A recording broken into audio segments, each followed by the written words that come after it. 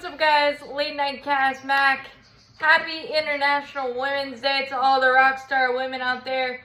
And I have plenty of rock star women in my life that have helped me through this insane journey, so I wanted to make sure I said that. But I wanted to do a Braves spring training battle stock watch type of video. And I know a lot of things can change because we still got a lot of time left.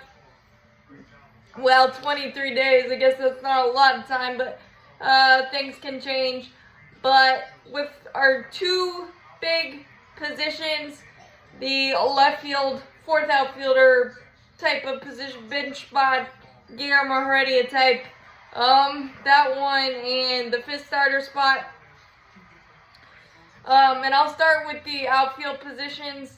The stock is down for me for Marcelo Ozuna, and that should be obvious for everybody. I think he's had one good day. He was 3 for 4 against the Astros. The rest of the time, he looks kind of lost, kind of jumpy at the dish. And I know Brian Snicker said last week that Marcelo Ozuna is going to be on the team. And that's probably the case because of $32 million or $37 million that he's still owed. But I hope that he is only the DH or a pinch hitter. I do not want to see him in left field at all. But we'll see what happens there. But Marcelo Ozuna, big time stock down. Kevin Pillar, he kind of reminds me of a more vocal Nick Markakis. Nick Markakis is probably more consistent offensively, but Kevin Pillar gives me all those veteran vibes and great defender, speed still. He's picking them up and putting them down in spring training. So Kevin Pillar is definitely going to make the team. The one thing that needs to be noted is Sam Hilliard is the only one without options that can't be sent down to Gwinnett to start the season. Now, do I think Kevin Pillar will accept a AAA assignment? Probably not. But Kevin Pillar stock up, and yesterday he clobbered a 2-run homer off of Tanner Houck of the Red Sox, so big time stock up there. Eli White, big time stock up. Speed, he's had several hits, including a homer this spring. Speed again for days. Sam Hilliard has done some good stuff as well. Infield singles, doubles. He's done a lot of good stuff. There's a lot of stock up on these. I call left field the land of misfit toys, whereas center field with Michael Harris and Ronald Acuna Jr. are kind of like private islands. We're kind of the land of misfit toys thing in left field, but I honestly think all of the guys, Jordan Luplow obviously stock down just because of his oblique injury that has prevented him from getting on the field so far, so that's given Eli White, Kevin Pillar, and Sam Hilliard more of a look. But I think you're going to have Jordan Luplow needing a rehab stint at this point anyway, because obliques are so finicky and unpredictable, and you got to make sure that thing is fully healed. But I think Luplow is going to play a big role for us at some point this year too. Eddie Rosario has been better and hit the ball a lot harder, and seems like his vision is in order. So I'm going to say his stock's up in that regard, but he did only have a 265 on base percentage as he left for camp for the WBC with Puerto Rico. But I think I would prefer him as the DH over Marcelo Ozuna any day of the week, because we know Eddie Rosario can go Super Rosario for a good 2 to 3 week stretch, we've seen that. So the left field position, I'd honestly prefer a Kevin Pillar, Eli White platoon because they're going to be amazing defensively, and I feel like what they've shown us in spring can carry over, and we don't need them to be the guy offensively. It'd be awesome if they had stat sheet stuff and nights here or there, but with Marcelo Ozuna, he's only good in left field if he drives in more than he lets in. And right now, him defensively, that's not going to happen.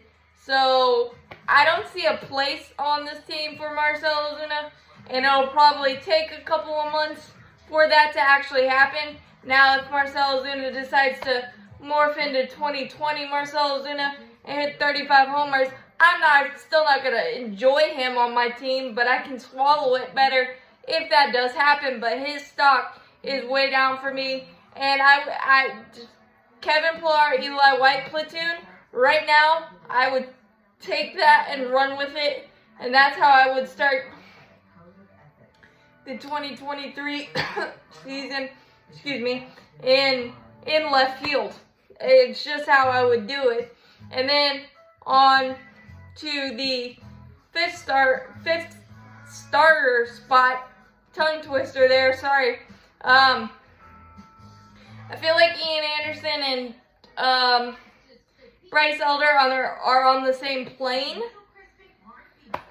because they both had difficult outings to start spring. Bryce Elder against the Yankees, and I believe it was Ian against the Red Sox. I could be wrong on that, but I did like Bryce Elder attacking more. He didn't have any walk.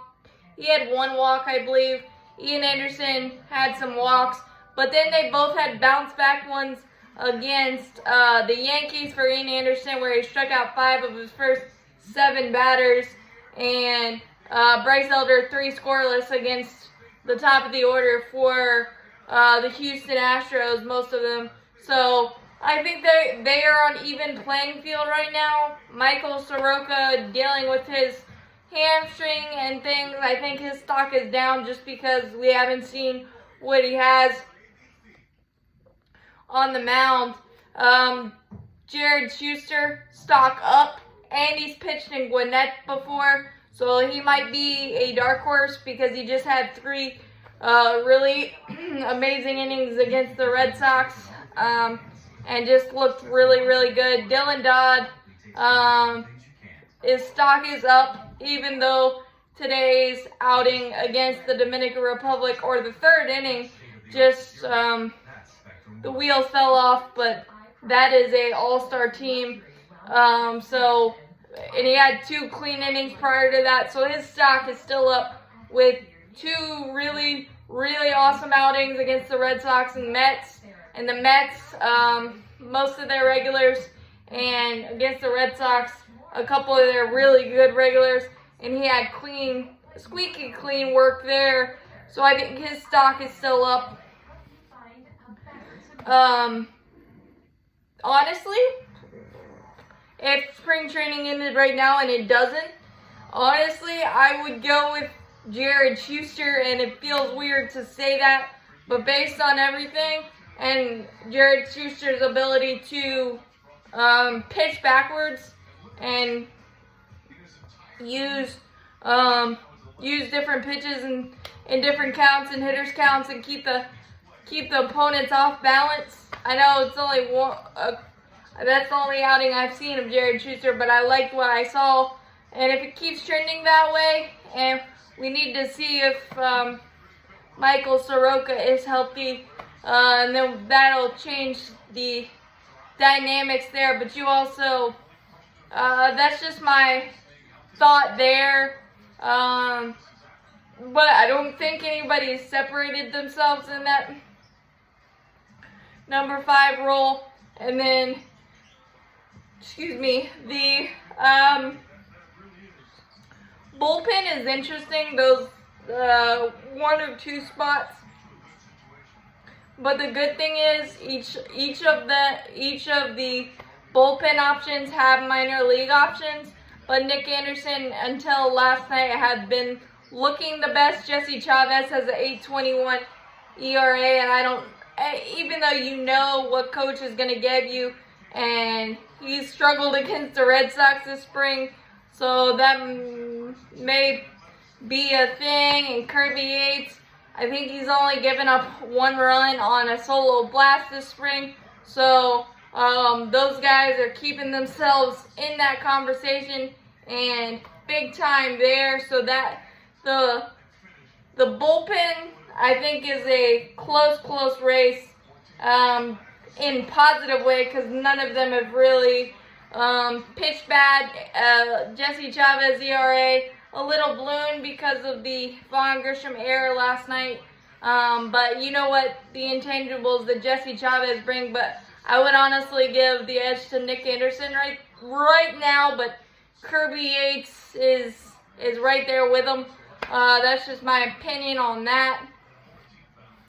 But that is the stock watch. Nick Anderson up, Kirby Yates up, and Jesse Chavez down right now. And other fringe bullpen guys obviously haven't pitched yet, but that is my thought on the Braves position battles as we sit here on March 9th, almost March 10th, but March 9th. There's that the 5th starter spot is still wide open, and yeah, we probably could use opener like Colin McHugh, Jesse Chavez, so that might play factor as well. But that 5th starter spot's wide open. The left field spot, wide open-ish, but I'm saying they're going to lean towards Kevin Pillar, Eli White so far. But luckily, while Eli White has options, maybe Sam Hilliard, just because he doesn't have any options to start spring. But I actually like that kind of platoon option, and Eddie Rosario at DH, Marcelo Ozuna, not sure. And we might have to wait a couple of months to see if we can finally cut bait with Marcelo Ozuna, who knows there. But we will wait and see. But these battles have been super fun and entertaining to watch. I will have one next week and see if we have some more clarity on these position battles. But who knows if we actually will. But it's been fun to watch, and some minor leaguers have opened some eyes as well, and I will touch on that next week. As always, go Braves, champions forever. Click that subscribe button. Click that like button. It helps out a lot. Thanks, guys. And talk to y'all tomorrow. We got a split squad. Max Fried versus Puerto Rico. And Spencer Strider versus the Blue Jays. So I'll have all that covered for you right here. So make sure you hit that like button and subscribe button.